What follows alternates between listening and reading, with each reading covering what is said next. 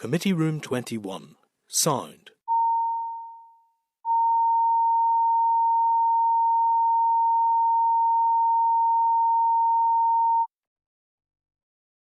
Committee Room 21. Sound.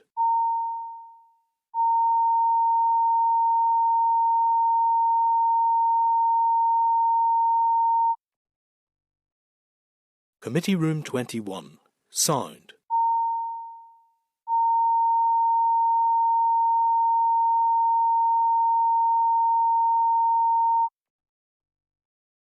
Committee Room 21. Sound.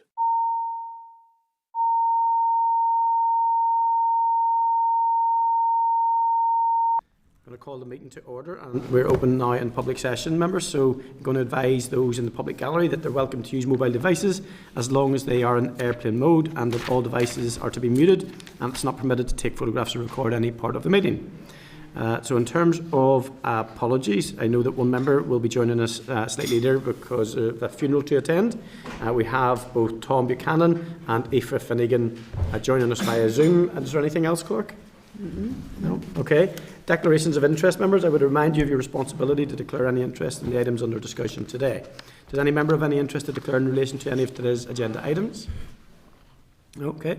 Agenda item 3, Chairperson's business. Item number 1, I refer you to page 6 of the pack to correspondence from Julie Hill, notifying the committee that she is the new interim chair of the Office of Environmental Protection and will be in post whilst Defra and Deirdre conclude a permanent appointment following the end of Dame Glynis Stacey's term as chair.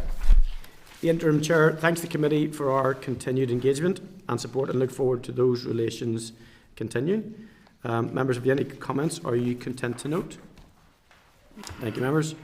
Item number 2 is in regard to the report of a data breach in Deirdre. Members, I refer you to page 7 of the pack to correspondence dated the 9th of February to the Department and the Minister, which the committee has been copied into from a group called Save the Moat, Save the Sperrins, regarding a formal complaint due to a personal data breach in Deirdre. It alleges that an email titled Deirdre Update and Next Steps on Establishment of the Just Transition Commission, sent on the 9th of February, exposed the personal email addresses of dozens of recipients. Members, in connection with this item, I also refer you to page 3 of the table papers to correspondence dated the 11th of February from the Minister in relation to the data protection breach. The Minister states the investigation is ongoing, but initial findings show that a staff member inadvertently failed to use the BCC when you issued the email. The information disclosed was limited to email addresses, apparently, and the risk is considered low and has been referred to the Information Commissioner's Office. Members, have you any comments or do you want to note it and await an update once Deirdre's investigation is complete? Just like to point out, obviously, we had a recent session regarding a data breach with AFBI, and now this is hot on the heels. So, and there would be some concerns there about culture and processes, possibly from my perspective, but this is a live investigation. It has been passed to the ICO. So, are there any other points that anybody wants to? Do we know how many people are affected? It's a small number, I think. It says, so basically it says exposed to personal addresses of dozens of recipients. That could run into, we could seek some clarity around that.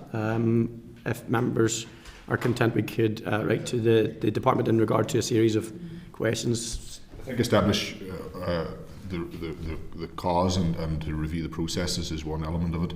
Obviously protecting people's data is important. Secondly, Chair, I think we should be just seeking formal clarification of the numbers of people affected, and is it specific to email addresses, or was there other details also released as a result of it? Yeah, are you happy with that, Clerk? Yeah, I'm just double checking that there isn't a number somewhere that I have okay. Missed, just in regard to this, guys, obviously there are issues in handling data at the moment. You look at the significant cost to the PSNI data breach. There will be a cost to the AFBI breach. I'm not sure how this one will pan out, but I'm not saying they're becoming regular, but they should be an item of concern, because at the end of the day, it is impacting on private, what should be private information, and also comes at a cost to the taxpayer ultimately as well. So it's multi-layered. Clark? I noticed the individual who's written to the department is actually asking for data breaches that have occurred in the past 5 years, so I'm quite sure they'll pass that on to us if they get an answer regarding that. Okay. So they obviously have asked for that. Members content with that approach? We're going to contact the department with a series of questions, but there are a series of questions that have been put to the department, which we will be copied into. In terms it's of reasonable for the public to, you are going to get people being exercised about this, and rightly so, and why, we need to give it full consideration. So, yeah, absolutely happy with it. Content clerk? Thank you, members. Okay. Thank you. Okay, item number 3, members, I refer you to the SL1, the sheep carcass classification and price reporting, to introduce mandatory sheep carcass classification and price reporting in Northern Ireland, which is the first SR we are considering under our new process.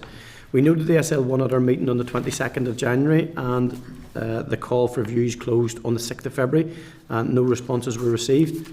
However, given that this is a new process and will take time to bed in, this outcome wasn't wholly unexpected.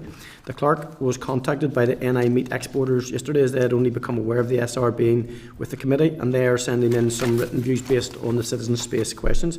Would members wish to write to the NI Sheep Task Force to seek its views in a written response in advance of the officials briefing the committee on the 26th of February? Members agreed? Thank you, members. Item number 4.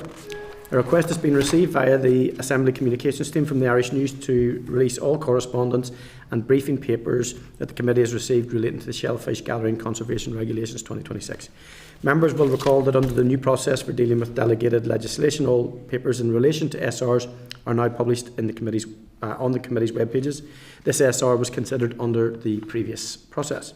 Are members content for the papers to be published? If so, the clerk will contact Seafresh Limited, the NI Marine Task Force and DERA regarding this, as this SR was under the previous process and it would not have been automatically assumed that the papers would be published. Members content with that approach?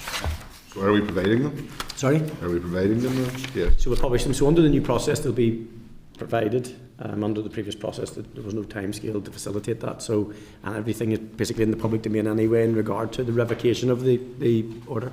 No, that's good. This particular subject has received quite a lot of attention, and there's concern about it. So. Yeah, it's no problem. I've read some of the commentary. I haven't been able to read all of it because I don't have access to some of the articles and stuff. But it's an interesting moment, both from a periwinkle perspective, but also from a conservation and environmental perspective. And there are a wide variety of stakeholders that are entitled to the reviews on the subject, but in terms of the transparency of this committee, be keen that anything that we have had that is appropriate to share, that we do share. Members content? I think it points also to maybe the need for a better way to consult, that people feel listened to and better informed, because I think, I came into this at the last stage and it's obvious to me that, people's interest was only piqued at the last minute, so that needs to change from a DERA perspective. If we're reconsidering this, it needs to be more wide-ranging and more engaging, because that clearly wasn't the case. Yeah. It certainly wasn't, because, and that was based under the old system for dealing with SL1s and SRs. That has now changed, and even for a law to be built on 37 responses, I don't think it's good enough. No. Yeah. So hopefully this new process that's been agreed certainly gives us the space. But then, as I spoke about in that last item there, we did ask for evidence. There was nobody came back, but it's because they're not up with the new process yet. So yeah, and quite a lot of the responses were the same. So it was like it was a draft that was sent around and everyone put their name to it or whatever. Mm-hmm. That's not an appropriate form of consultation or response, to be honest. And it shows that one particular group can maximise their influence by having others just simply sending the same responses. Should be accepted as one response if the congregation was the same. I think I pointed that out in regards to even the deliberations even around, and you guys will know this when you're dealing with local planned applications. People do a copy and paste and a cut and paste sometimes, and whoever wrote the original, had a spelling mistake, and everybody repeated the spelling mistake throughout. Yeah, which is, I suppose, in planning that would be treated as one response. It would be. That's the thing. Well, it is, and it's not, because people when those things can say there were 257 responses, and then it's up to someone like yourself to understand what that means, to get in behind it. So, okay, members. Item number 5 then is the spring supplementary estimates. Members, the provisional date for the debates on the supply resolutions for the Northern Ireland spring supplementary estimates 25-26 and the supply resolution for Northern Ireland vote on account 26-27 is the 23rd of February. We've received briefings from DAERA's finance officials throughout 2025, including on the opening budget position, the June monitoring and December monitoring. You will recall that the usual October and January monitoring rounds were rolled into the December round. At our meeting on the 29th of January, we received a written briefing from DAERA's Permanent Secretary on the 25-26 Spring Supplementary Estimates and the SSE Memorandum. These outlined vacancies and key drivers, variances, not vacancies, I need your glasses. Variances and key drivers of spending changes since 25-26 main estimate and an explanation of spending trends since 23-24. We noted that during the year, DAERA had an additional 80.8 resource DEL allocated. However, this included £63 million of HM Treasury funding to administer the Windsor framework. It had an overall £8.1 million increase in capital DEL when compared to 25-26 main estimate position. The officials had planned to brief us on the multi-year budget proposals and any outstanding concerns on the SSEs at the same time as soon as the budget proposals worked through with the Minister. However, members, I will need to speak on behalf of the committee at the SSE debate, and we will be sending a response to the Finance Committee with any issues in relation to DAERA's 25-26 budget position by the end of February. Do you feel that you've heard enough on the 25-26 budget in our previous briefings over the year for a draft response to be compiled by the clerk and also for my speech? Otherwise, we will need to request the officials up to talk purely about the SSEs and the 25-26 year in advance of any future budget briefing. It's one of the most flat budgets, I suppose, that we've had, but that doesn't mean that we do any less scrutiny on it. So we've had the Director of Finance in it a few times in this past year. Are members content that we've heard enough in regard to that and carry on with the information we've had, or does anybody feel the need? Are you content? Members content? Okay, content. Thank you. Agenda item 4, the minutes of the meeting on the 5th of February 2025. I refer you to the draft minutes from our meeting dated the 5th of February, starting on page 11 of the pack. Are there any comments? Are you content with the minutes as drafted? And if so, I will sign them for publishing on the website. Okay, thank you very much. Item number 5, matters arising. Item number 1, I refer you to page 24 of the pack for a response from the Department dated the 3rd of February regarding NIEA's review of odour management. Members, as you will recall, on the 22nd of January, we noted that the UK Environment Agency has completed its review on odour management guidance, and we then agreed to write to the Department to encourage NIEA to progress its own review. The responses state that following review of the updated UK Environment Agency's H4 guidance, the NIEA has decided it's not suitable for its use due to changes made to assessing odour impacts. NIEA will continue to use the previous version of the H4 odour management guidance until it completes a review of other guidance available.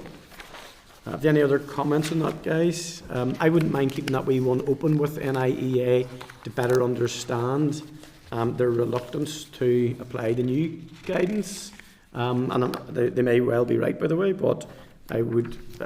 We've had a couple of sessions on odours, and it's a regular lobby for us from different areas. Would you be content maybe just for the right back to NIEA for a little bit more detail on their position as to why they're not accepting the new guidance and why they think the old guidance is still preferable? Maybe an operational, maybe a very common sense answer, but I'd like to keep the committee as up to date on that as possible. Thank you, members.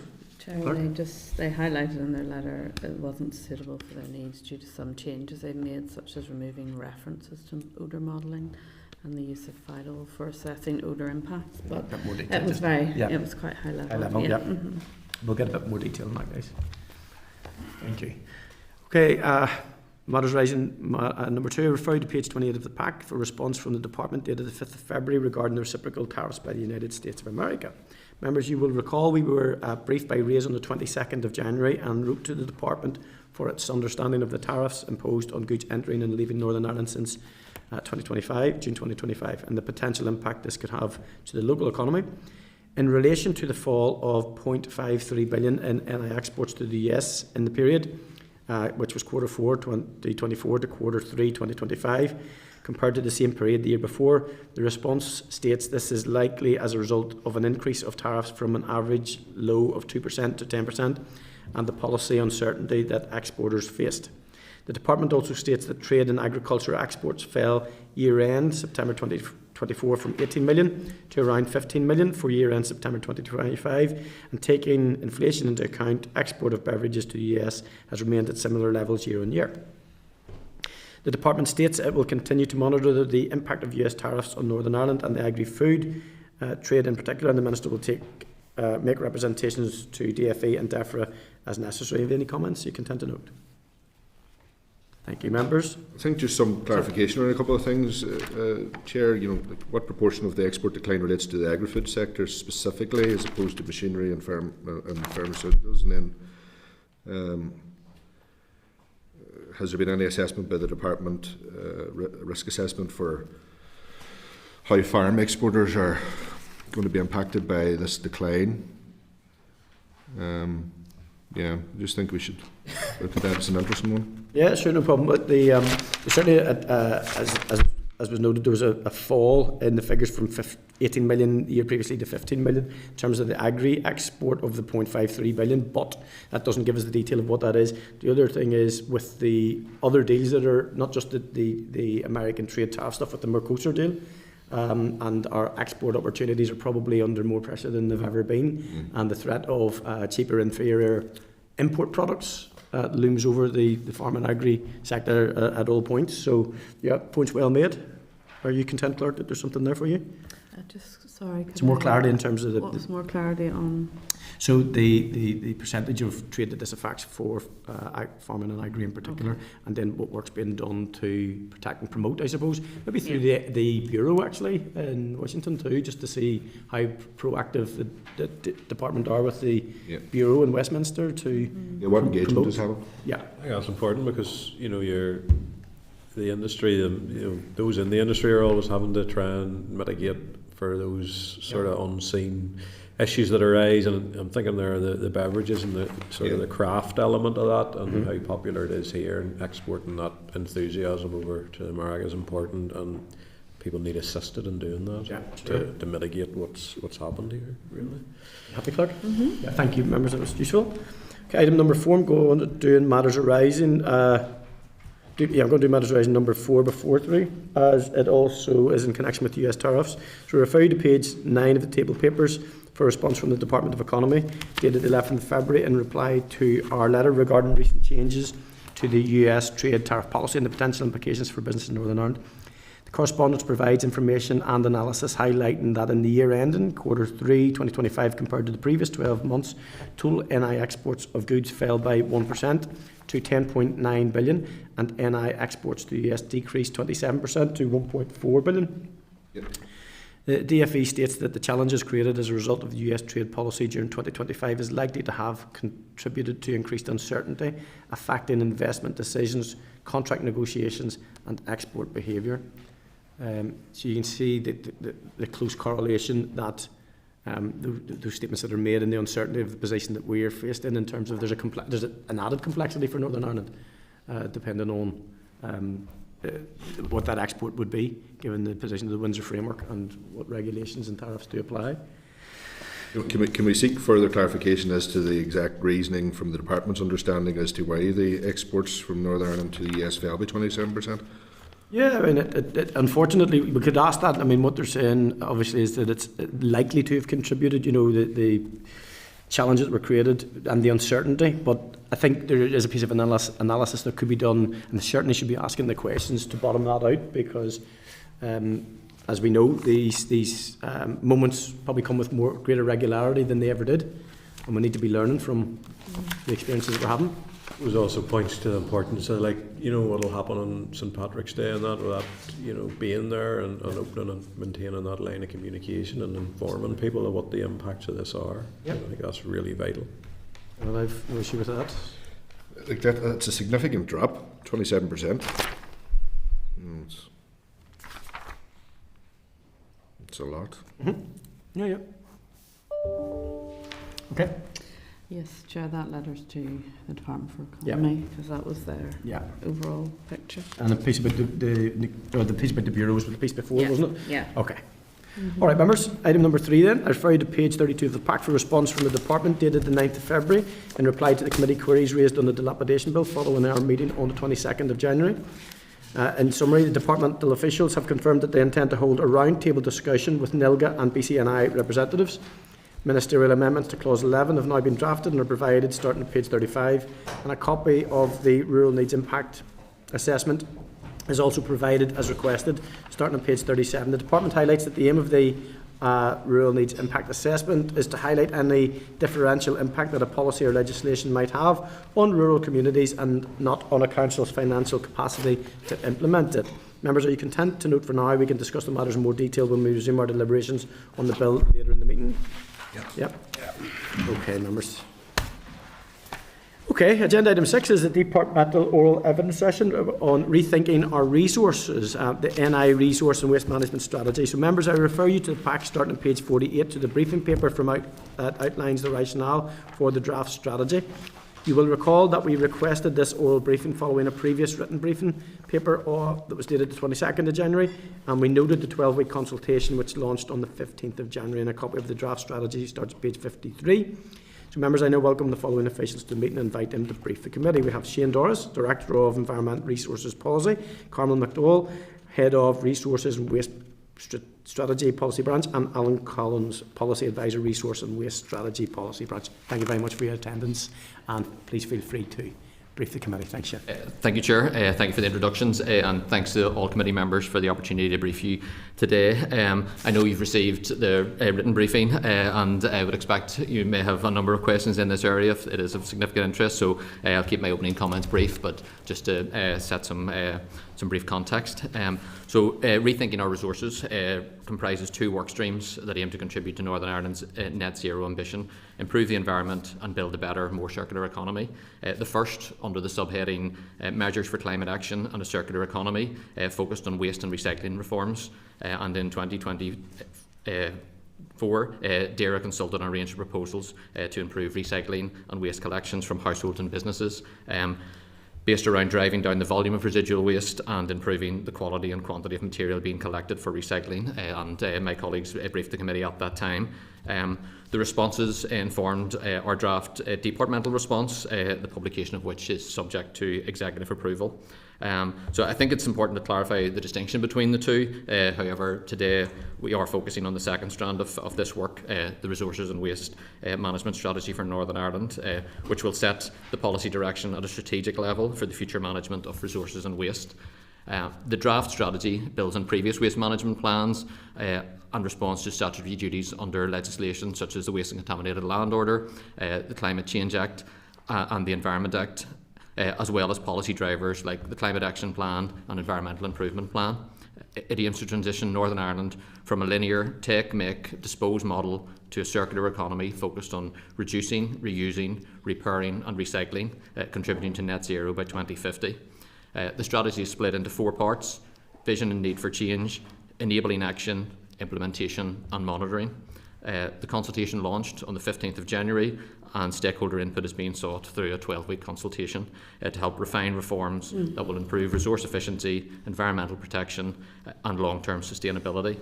We're keen to hear your views and address any questions you may have. The strategy does cover quite a broad area, but we'll do our best to provide the detail you need today. Where more specific detail is needed, we may need to revert to those specific policy areas and follow that up with a written response. Thank you. Okay, thank you very much. Okay, I've got a couple of questions that I'm very interested in. This is another significant piece of policy work that the Department are hoping to work with councils on in particular, because obviously councils have the responsibility for waste and waste disposal. It's that. And I'm thinking of there are differing attitudes in councils at the moment and differing provision. How advanced is stakeholder work with councils in particular, and at what level do you think that has progressed to?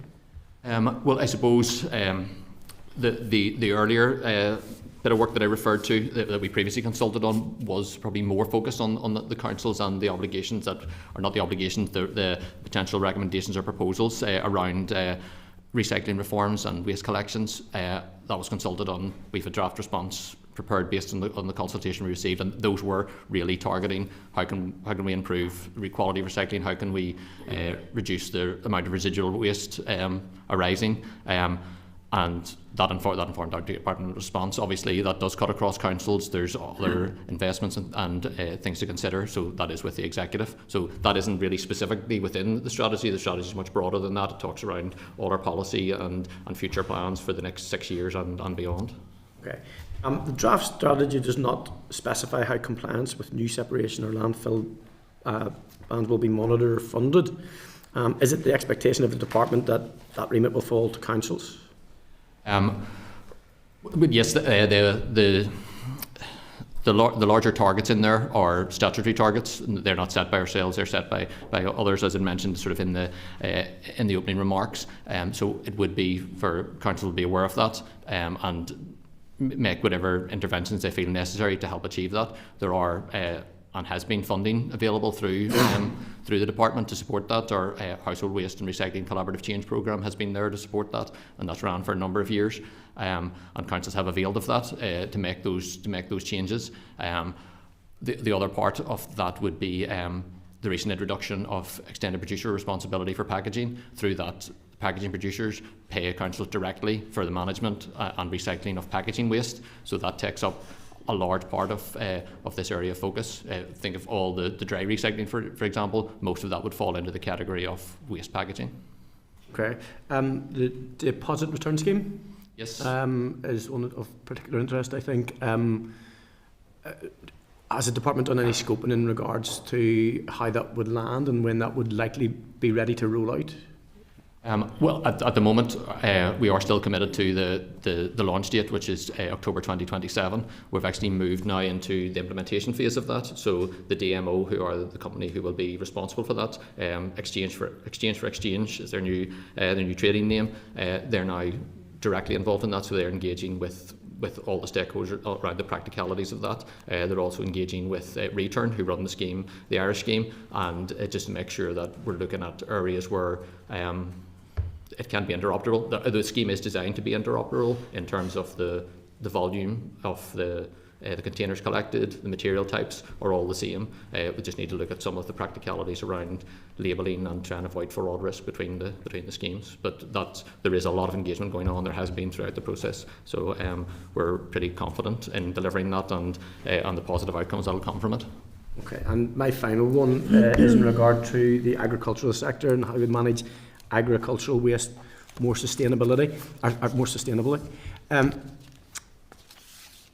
Internally in the department, are you guys connected with any work that's been done in and around AD in regard to that? Are we well connected internally, and then externally maybe to the Department of Economy to exercise any opportunities that might arise from the strategy? Yeah, well, there are connections. I'm involved personally on the programme board around the recent sustainable utilisation of livestock slurry, which looks at AD as a solution to that. And then also, I know through that process there are links then to the Department for Economy, and there is a group looking at that. And is it live at the moment, Shane? Is it an ongoing piece of work? It seems to me that there's a massive connection between food security and energy security, and also obviously the management of waste, and obviously redetermining the impact of that waste. It is work that is going on, yes, and it is work that's being looked at actively. Okay, thank you very much. Declan. Thank you, Chair. I want to just underline what you said about the agricultural piece. I was actually going to mention that as well, because we actually, as a committee, we witnessed that circular economy in action. We done our site visit to the Souls project just up the road from here. So it's a good example of a circular economy, and also taking phosphates out of the system as well, which is something that we want to reduce here. In terms of your objectives, one of them is working in partnership and collaboration. And I was just thinking there, have you any plans to engage with the education sector and schools, around that behavioural change piece, which is part of the objectives as well, for young people in schools, to get them early to start thinking about waste in the circular economy? And That's something we are actively engaged in at the moment and have been for a period of time. We have our Eco Schools project being delivered within the department, even from our own area, and we were involved with the Lyric Theatre, and we run a project that actually goes around all the schools, getting that message out, and that those things are funded through our CBL levy as well, our carry-bag levy. Sorry, so just to get the message out, and we're looking at all opportunities to expand on that. We're speaking to other delivery partners in that regard as well, who have that reach into the schools that we don't necessarily have directly, but we're utilising them to do that on our behalf. Yeah, well, that's great. Thank you, Chair. Thank you, Chair. Thank you for that. And Aoife? Aoife Finnegan, Aoife's online with us. Hello, can you hear me? Yep. Yes, go ahead, Aoife. Yes, can you hear me now? Okay. Look, and I know that Robbie has asked the question in and around funding, but I suppose I'm just going to go further on that and just say I understand that the strategy set out significant targets and actions, and councils are central to that delivery. But can you clearly outline what additional financial and operational support will be provided to the councils to implement these reforms, and whether the department has assessed the cost burden of meeting the new targets?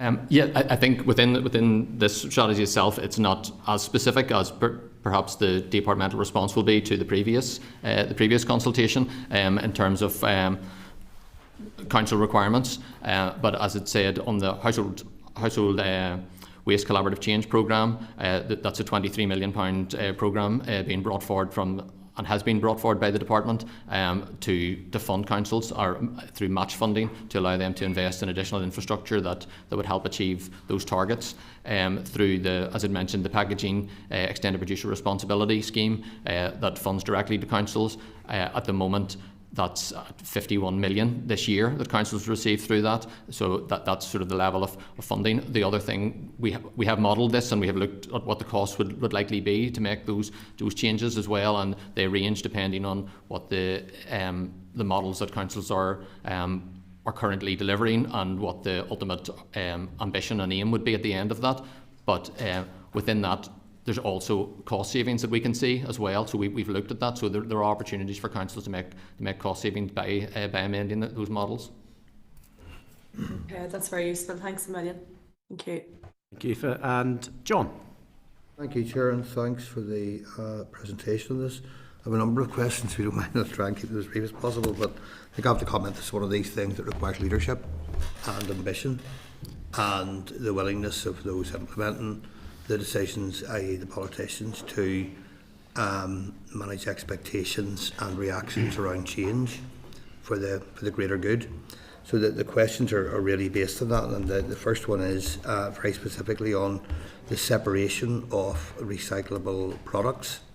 Will it be reflected in the outcomes that we have from this, that the separation of glass at both domestic and commercial levels is crucial to the circular economy as well as to the environment? The committee availed of an opportunity to visit the NSERC site at Fermanagh last year, and it's most impressive what's being done there, the number of jobs provided, etc., in a rural area.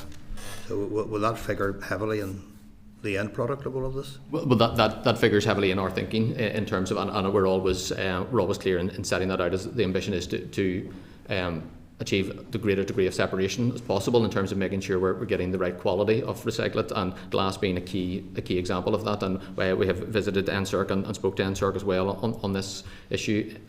So it does seem strange that there are cases where there is glass here that is being exported to be processed elsewhere because it isn't at a high enough quality for them to use, whilst they're importing cullet at further expense and obviously at a loss of the virgin materials used to produce that.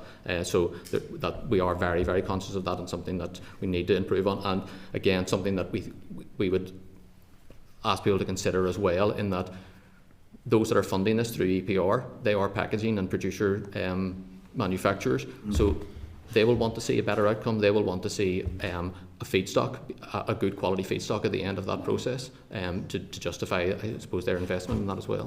That's very helpful. Thank you. Another aspect, bunch of fundamental in all of this, the shipping of huge quantities of waste overseas, which has no positive impact on our circular economy, of course, and could be argued has a detrimental environmental impact. Will that be globally? Will that be reflected? The carbon impact of that be reflected in outcomes also? That again, something that is considered, because there's a number of things to consider, and part of that, and it is quite complex. We've seen the move away from landfill, and that's led to an increase in waste exports. Because ultimately, the waste does need to go somewhere. Some of our ambitions around increased recycling is to reduce that residual waste in the first instance, but there will always be residual waste, should that be in landfill or RDF. So it's making sure that's maximised, the potential from that as well. At the moment, I think there isn't enough infrastructure within Northern Ireland to deal with waste arisings going forward. We are aware of that. I think that's clear. What we're looking at now is how do we quantify that and map that out. Strategic Investment Board are doing a piece of work for us at the moment, and we'll get a report from that. So that will actually set where waste arisings will go to until 2050, and then what the infrastructure requirement would be along that, taking into account the obligations that would come with that as time progresses. So that will be able to help inform decisions around this, where we go, how we build the infrastructure here to deal with that locally, so that we're not having to export to the levels that we're exporting. Thank you. Next one is Chair. I've had it raised with me many times over the years, both at council level before I came here and since I came here also. The recycling for businesses, I mean, the simple explanation of the local model is domestic waste collected at the door. Businesses, have to find their own way through that. That's particularly challenging for small businesses and start-up businesses. The larger the business, the more likely they have the overturned revenue to pay contractors to come and do this. Has it been raised with you at any point in the consultations that there might be an opportunity for smaller businesses to work together or collaboratively so that they can avail of opportunities that might be more of a challenge for them to do individually? Yeah, yes, that is something we are very aware of. So we're obviously, as part of this, we will put guidance out to businesses as well as councils and anyone else in this regard. But on that specific point, we are planning to do a pilot scheme around that very thing you've spoken around, by bringing small businesses together and see how they can work. So that will be coming ahead very soon. We've spoken to RAP, who are delivery partners on that area of work, so they'll be rolling that out in the near future. Really pleased to hear progress in that, because that really is at local level a recurring theme. Finally, and this is finally, by the way, you mentioned that there's already a paper on the previous consultation with the executive. How long has that been with the executive? At this point, I probably can't talk in the detail around the executive business and sort of for the confidentiality around that. Instead, it is with the executive. Okay.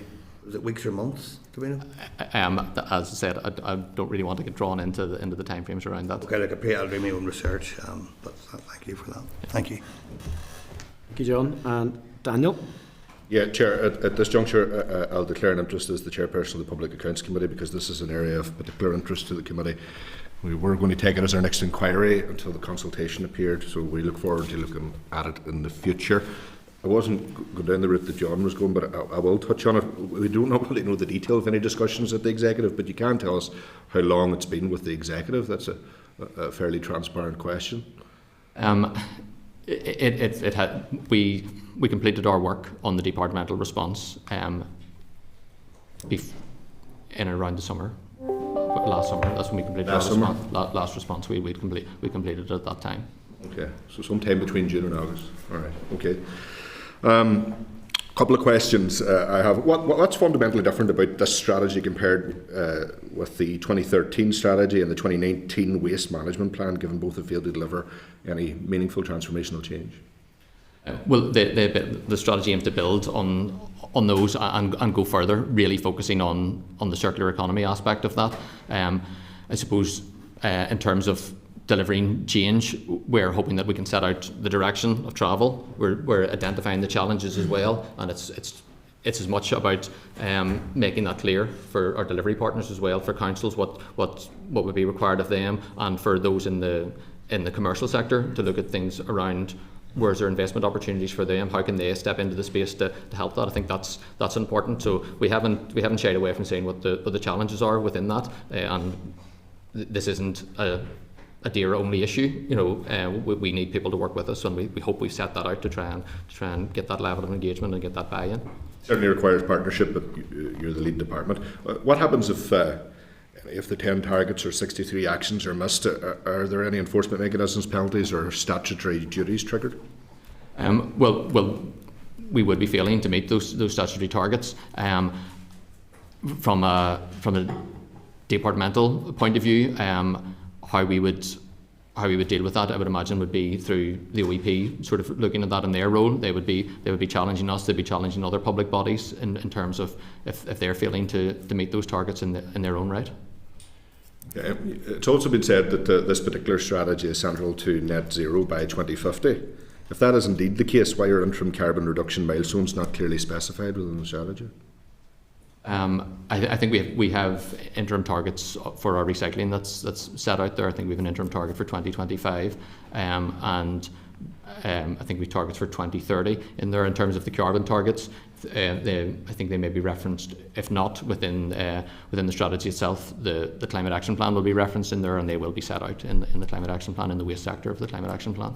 Okay, in terms of funding, this is ultimately where my interest is. What is the total cost of implementation of the strategy, and where is the funding line in the executive budget? Within the strategy, I think again there's the actions within the departmental response would have, those are clear areas where there would be change for councils, and they would be costed and modelled.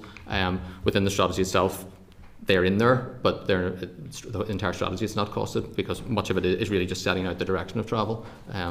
It's probably back to the other point in terms of those specific interventions that we think would be necessary to improve quality and quantity of recycling have been costed out. Yeah, much of it is adding pressure to council. So, given existing council financial pressures, which are very well rehearsed, how realistic is delivery without new ring-fenced funding? I think it is realistic in terms of what we're asking councils to do. I'd mentioned the funding programme through the House of Waste Collaborative Change and EPR, and then the savings that councils could deliver by making those changes with that investment at the early stages. And if private sector investment doesn't materialise, is there contingency plans in place by the department? I think all those things would be subject to budget availability. But ultimately, as the management of waste sits with councils as well, we would need to engage with them around that to get the specifics around it. But in short, there isn't a contingency plan as such for DAERA to step in and do that. It wouldn't really be necessarily within. We would be there to influence it, but it wouldn't necessarily be for our remit. We would like to see councils coming forward with their proposals around that. We would help inform that, obviously. Okay, and this neatly follows.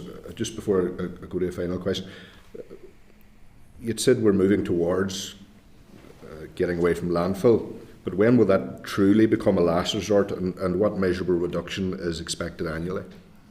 Well, we've seen massive reductions in landfill over the last number of years, particularly the last 2 years. That's come down significantly. But so that is a positive and a very real positive. But we're looking at how at the wider picture of that as well, because we're conscious that much of that has been driven from energy from waste, and that obviously leads into the waste exports that John had touched on earlier. So the landfill areas, we're still targeting as much as we can to get biodegradable waste out of landfill. That's the biggest emitter as well. So we need to make sure we're doing that as well as just reducing the landfill capacity as a whole. Okay, and a final question, Chair. Thanks for the patience. So, as with all things, I always have a concern about where ultimately responsibility lies for enforcement. So who ultimately is accountable for the delivery of this strategy and ensuring its effectiveness? Is it DAERA, councils, or the industry in itself? Well, within the strategy, we've listed a number of actions, and most of those actions are things that we will deliver or that we will support the delivery of. So, effectively, we will manage that and look at what we're doing as a department to deliver the strategy. Okay, and in terms of the effectiveness of that, will there be new enforcement powers available to where regulators are safe to tackle illegal dumping, poor compliance, or underperforming operators? Those are perhaps separate to that, but those are things that we're always looking at in terms of how do we improve regulation, how do we improve enforcement, what legislation may be required in future. We haven't set that out within the document because we want to. That would be dealt with. Any legislation be required would be dealt with separately and looked at that time and assessed at that time. All right. I just struggle to understand how quickly this can come into effect. 25 years of waste strategies we've seen across Northern Ireland. Will this one finally, in your view, deliver systemic change rather than repeat the cycle of ambition without outcomes? I do think it has the potential to deliver that. Definitely, there are clear drivers in there. There's clear targets, and I think we need to make sure that those targets are made clear to everyone, and that they're monitoring performance against that rather than monitoring performance against targets that have now become outdated and been superseded. So that's one of the key things around this, that we're not looking at targets and thinking, well, we've got 50% of recycling. Previous waste managers said 50%, so that's great whenever that has stagnated. So that's the one big thing we want to make sure that people are aware of the targets they have to hit and aren't referring back to things that have long since passed. Okay, thank you. Thanks, Chair. Thank you, Daniel. And Thomas? Yeah, thank you, Chair, and thank you for your presentation again this morning. Just a couple of issues on a couple of questions. You responded by saying that the cost savings that there would be to council. What level of cost savings do you envisage councils will receive, or councils will be able to generate, if you like, by this new strategy?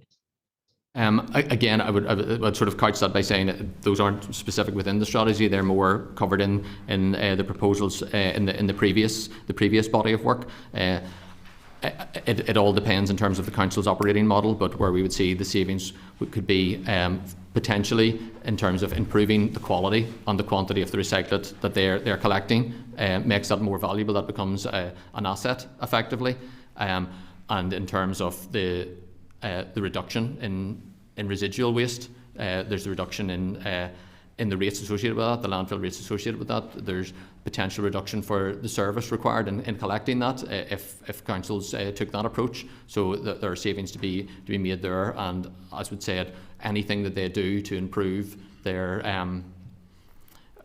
operation and the effectiveness of that, particularly in relation to how they're collecting and processing packaging, help secure the funding that they will get through EPR, because that is one thing that EPR has in place, is that if councils aren't using that in the most effective way, then there is a mechanism there for that to be reduced, that funding reduced, the funding that comes directly from packaging producers. There's quite a number of targets set here. I've been looking through them. Are they aspirational, or are they actually realistic targets that you've set? I think the targets are the higher level targets, the 10 higher level targets are statutory targets that are set in legislation.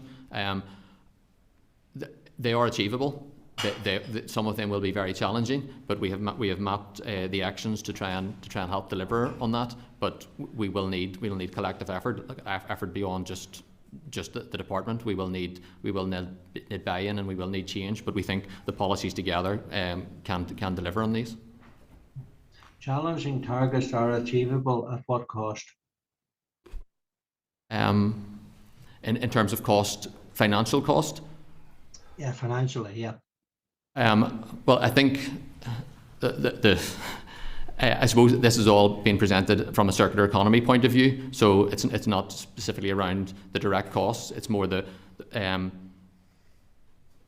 cost of inaction as well. Thinking of the missed opportunities around this, because there are opportunities to grow economies within here, to grow the circular economy locally as well.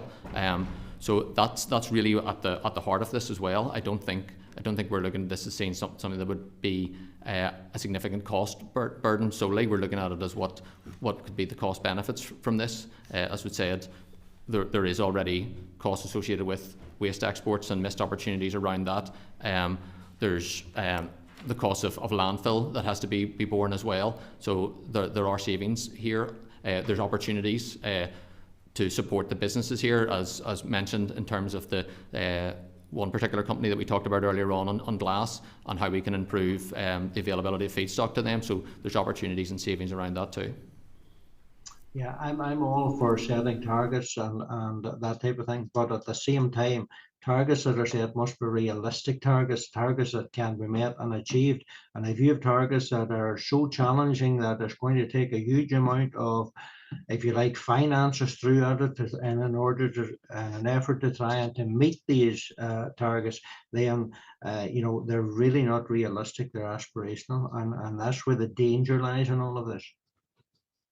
I think as the targets are legislative targets, so we have not set the targets. We have set out actions to try and help achieve that in terms of what we will do, and in terms of how we will support others to do that, and to make them acutely aware of what those targets are. The targets aren't specifically DAERA targets; they're legislative targets.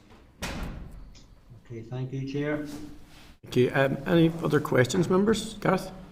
Yeah, just in terms of councils, and we realise there's 11 of them, can you outline what your coordination is in this process with 11 separate entities, which essentially they are, with differing ideas around recycling, different uptakes, different operational issues? And I speak from my experience in ABC, where waste management is hugely challenging when you bring human beings into it, both from a staff perspective and the public's perspective, because people have varying levels of engagement with recycling.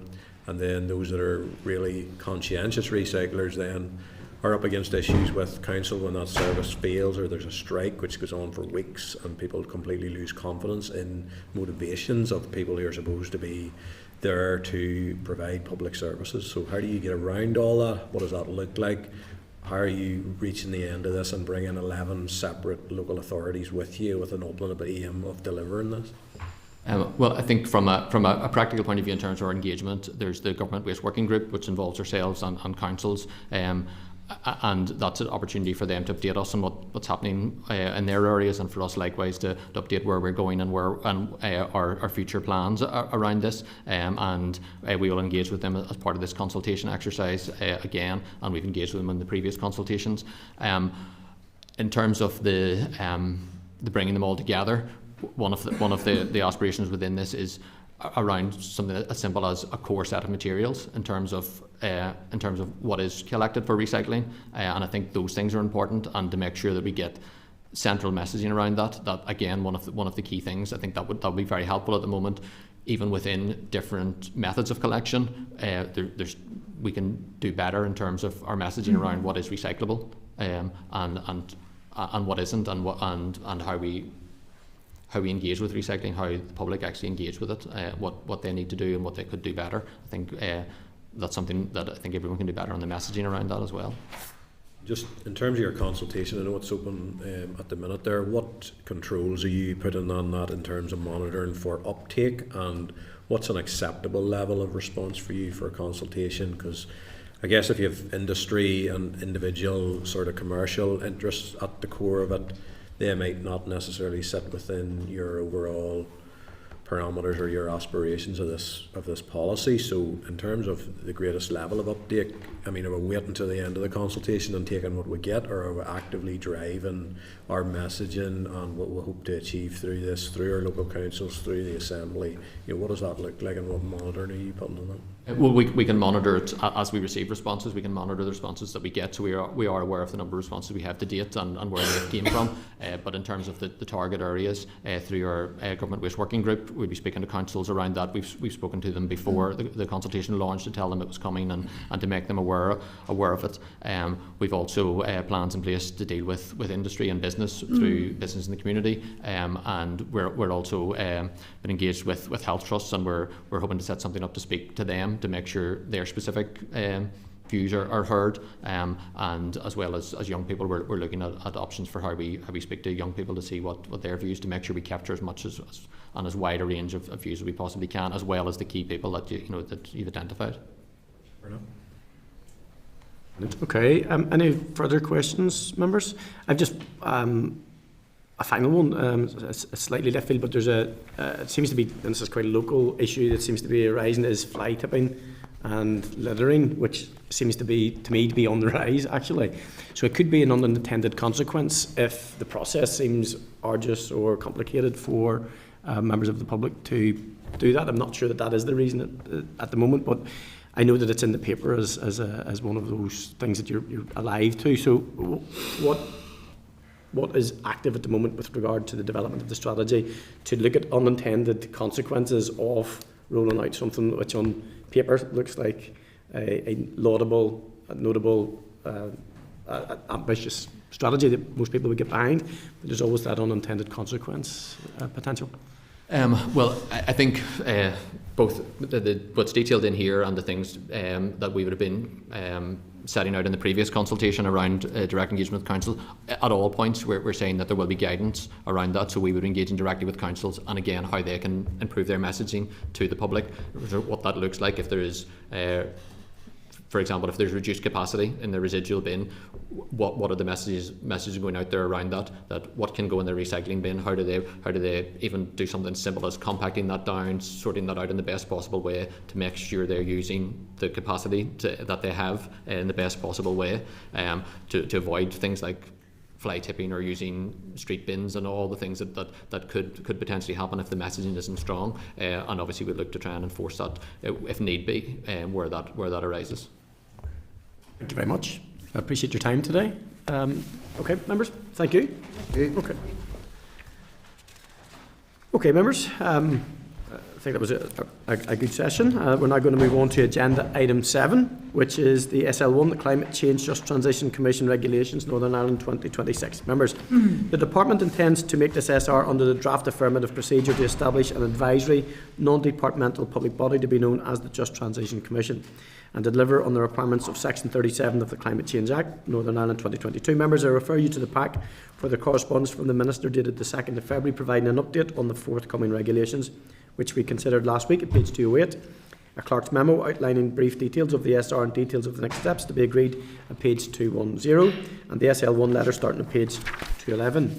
The draft SR and the explanatory memorandum start at page 218, and the regulatory impact assessment can be found starting at page 231. So members, as per the new process, you will not be asked to decide today about the policy merit of this proposed SR. Officials are scheduled to brief the committee on the 12th of March. We will simply note that we have received the SL1 and that our minimum 4-week process has commenced. So members, I ask you to note receipt of the SL1 and the proposed SR, and that these will be published as part of our calls for views on the proposal, which is something that we discussed earlier on in the meeting. So members, are you agreed? Thank you, members. Okay, members, I ask you then to agree to consider the policy detail of the SL1 at the meeting on the 12th of March, when we will then be briefed by officials after we have conducted and analysed responses to our Citizens Space Survey. Are members agreed? Thank you. Members, are you content that a briefing from officials is therefore not necessary at this stage? Members content? Yeah, thank you. So agenda item 8 then is the SR 2026-14, the Bovine Genetics Genotyping Scheme Regulations, Northern Ireland 2026. So members, I refer you to the pack starting at page 253 for the SL5, the SR and the explanatory memorandum. Members, you will recall that on the 25th of September we received an oral briefing from officials when we heard the Department intends to make this SR under the negative resolution procedure to provide it with the legal powers to implement the Bovine Genetics Genotyping Scheme. The committee were broadly supportive of the scheme, but some members had concerns regarding communication of the scheme and the connections to conditionality, that if it became compulsory in the future it may impact on farm payments. The committee did seek clarity relating to the Department's future intentions regarding the voluntary nature of the scheme and if there were plans to make participation mandatory in the future, and we noted the Department's response at our meeting on the 13th of November. That response confirmed that the scheme will be voluntary and that the Department would continue to engage with the Sustainable Ruminant Genetics Limited and the Agricultural Policy Stakeholder Group to consider and co-design future policy measures to include incentivisation, conditionality and regulation. The Department has advised that there have been no changes to policy content since the SL1 was submitted to the Committee. So, members, on the 4th of December, we agreed that the Department proceed to make the SR. I'm now put the question on the SR. That the Committee for Agriculture, Environment and Rural Affairs has considered SR 2614, the Bovine Genetic Genotyping Scheme Regulations 2026, and has no objections to the rule, subject to the report of the Examiner of Statutory Rules. Members, are you agreed? Yep. Yes, we're agreed. Thank you, members. Agenda item 9 is the SR 2026-15, the Shellfish Gathering Conservation Revocation Regulations, Northern Ireland 2026. Members, I refer you to the pack starting at page 265 for the SL5, the SR and the explanatory memorandum. In response to our prayer of annulment motion, the Minister has revoked the Shellfish Gathering Conservation Regulations via this SR 2026-15 and it's subject to the Assembly's negative resolution procedure. Members, I refer you to the table paper starting at page 28 to the 56th ESR report, which refers to SR 2615, the Shellfish Gathering Conservation Revocation Regulations, and does not bring it to the attention of the Assembly. Members, have you any further comments on the SR? And I'm going to put the question on the SR that the Committee for Agriculture, Environment and Rural Affairs has considered SR 2026-15, the Shellfish Gathering Conservation Revocation Regulations Northern Ireland 2026, and has no objection to the rule. Are members agreed? Agreed. Thank you, members. Happy enough? Okay. Members, agenda item 10 is the Dilapidation Bill, Committee Deliberations. What I'm going to suggest before we get started on that, if there's maybe take a 5-minute comfort break if that's okay, because once we get started on this I don't want to stop. I want to cover as much ground as possible today, get into a bit of detail with the officials, make them sweat a little bit on this. We want to get this right. Okay, members, so I'm just going to suspend for 5 minutes for a comfort break. Thank you. Committee Room 21. Sound.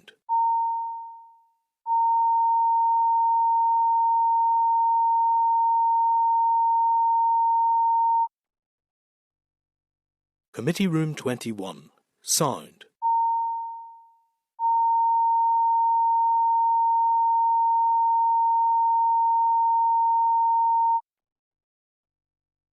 Committee Room 21. Sound.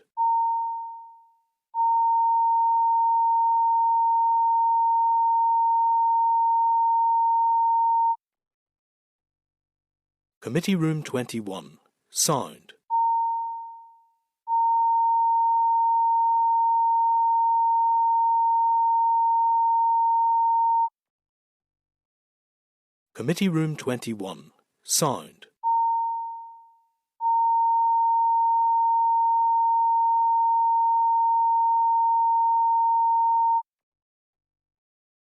Committee Room 21. Sound.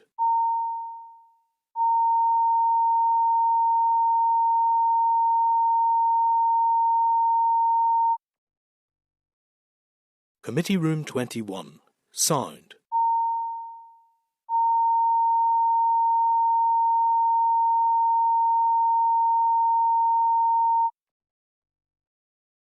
Committee Room 21. Sound.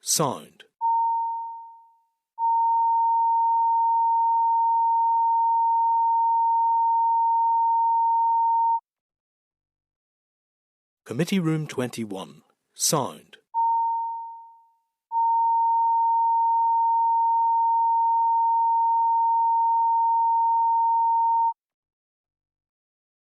Committee Room 21. Sound.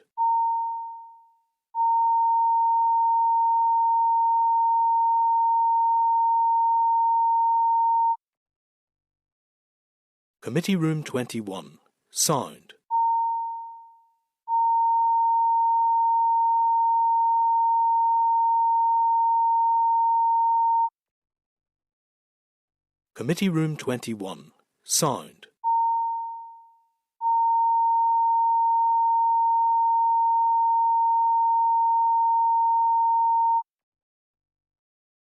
Committee Room 21. Sound.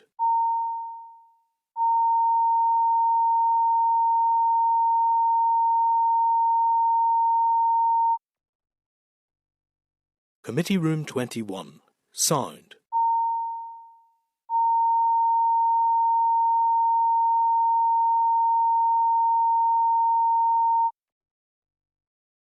Committee Room 21.